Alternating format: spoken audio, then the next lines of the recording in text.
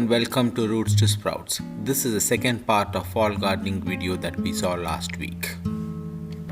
In this video, we are going to see what are the companion plants and how they are planted. What you see in this picture, these are all the fall vegetables that you can plant, and we are going to see just an example of one vegetable, which is cabbage. For cabbage, the companion plants or the veggies are beets, bush beans, onions, potatoes, garlic, and mint. The reason why these are all companion plants because these plants will help cabbage in multiple ways. In this chart, you can see what are the benefits. For example, celery, onion and other herbs, they are a good pest controls. Dill attracts wasps to control cabbage worms, and I have actually witnessed that in my garden. In the early spring when we planted turnip and bush beans together, I saw the papercut wasps coming there especially for the cabbage worms, and that really helped as a pest control and it acted as a beneficial insect.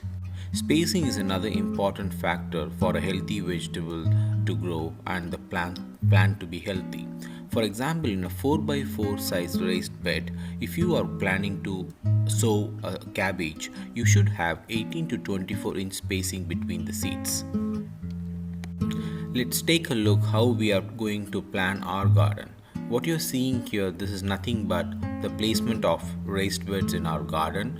And I thought it's time to create a fall garden planning, so why don't I create the actual one rather than create and show you a dummy one for this video. So what you're seeing here, this is the setup of our current garden, raised beds as I said, and I'm going to place the vegetables, and you can see the size of each raised garden. This is 4x4 bed.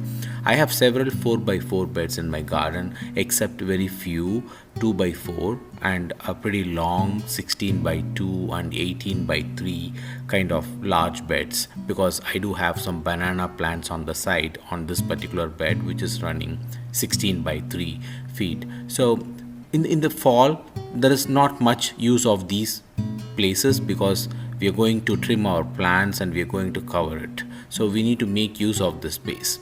Let's look at the first bed, what I'm planning to do.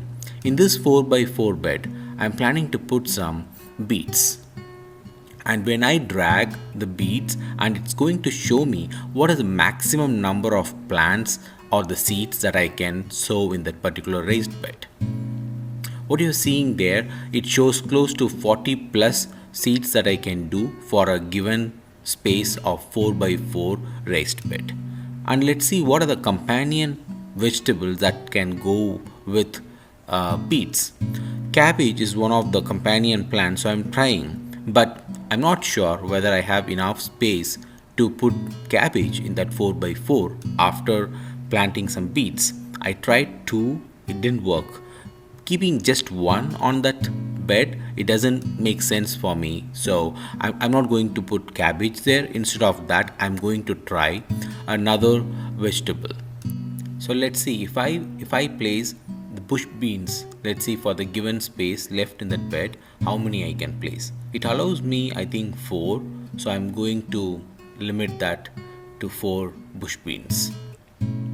So this planner really helps me to tell what to plant, how many to plant, and every time when I use this I go for maximum because I want to utilize the space in the raised bed, so I go for the maximum count, but at the end of the day it's my call what and how many I need to plant in each of the bed. So in the next bed I'm planning to do garlic. So I think as per the planner it showed me I can plant 42 garlics. So next, as a companion plant, I am selecting carrot. So when I placed the first round, it showed me 42 and I am adding 4 each rows. So 2 sets of 4 carrots I added. So in total, I think 50 carrots and 42 garlic I am placing in the second bed. The third bed, I'm choosing corn, and it allowed me to place 8 corns, and I'm planning to do some radish. So in the first perimeter it allowed me to plant 49 radish, and in the second set it allowed me another 12 radish I can go for. So in total it allowed 61 radish and 8 corns in the third bed. So coming to the large bed that I have on the side on my garden where I planted my banana trees, I'm planning to use the space during the fall. So when I placed cabbage, it allowed me to keep I think 7 cabbage in that space. And then next to cabbage, I'm also trying to place another companion vegetable, and this time I'm selecting celery. It allowed me to plant 31 celery plants. As I said, these counts are given by the planner. At the end of the day, we are as a gardener, we need to make a decision how many we are going to plant. Coming to my next bed, here I'm going to plant some turnips. So, as per the planner, it allowed me to place the turnips with X number, and then on the side I am planting some peas. So on either side of the turnips I am planning to do some peas. So in total I think I got 12 plus 6 18, and then on the either side I have 10 plus 10 peas. So in total I have 20 peas plants, and then 18 turnips I think. So that's the plan. So I don't want to bore you by telling what I'm going to plant in my garden in my raised beds by taking you through each bed. So you can play around if you have a planner, or you can look for a planner online, or you can purchase it from several websites or providers who are selling these planners. So you can play around that based on the space you have, whether it is a container garden or a raised bed garden.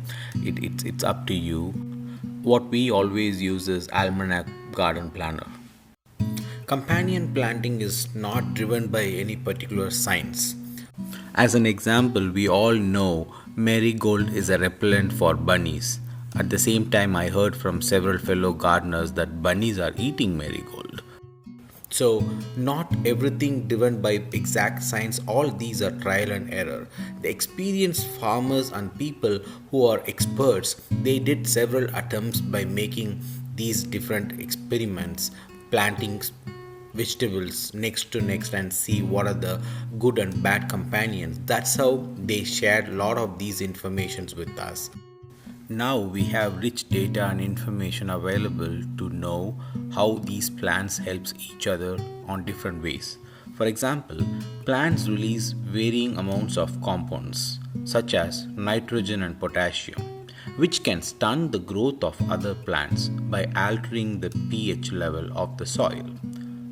While cucumbers thrive when planted near bush beans, lettuce and radish they choke when planted near potatoes.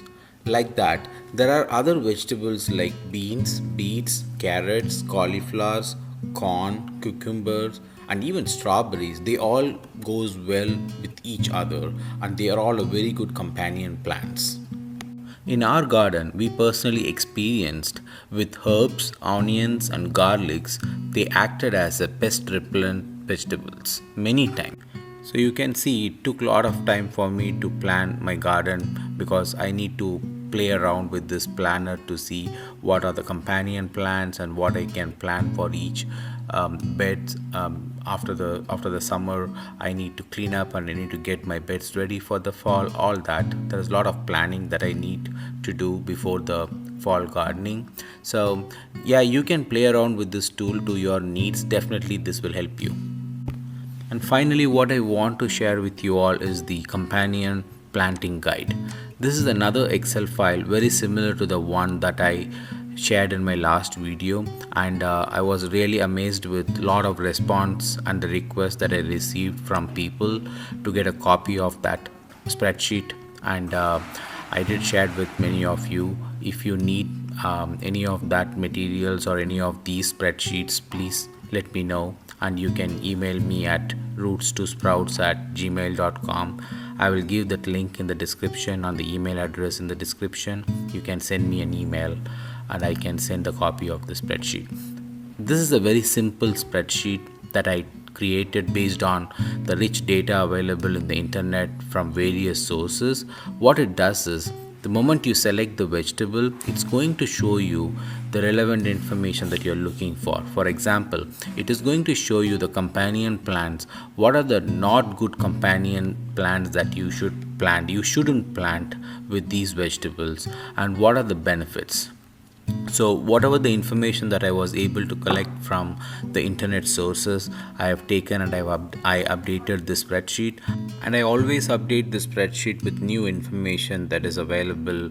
Anytime I search and I get something that is missing in the spreadsheet, I keep update. So it's a living document for me. For every time I find something interesting, or any new addition to companion plants, or any new benefits that I see in the internet sources, I come back and I update the spreadsheet. I hope you like this video. In some way it will help you and guide you your fall gardening this year, I believe.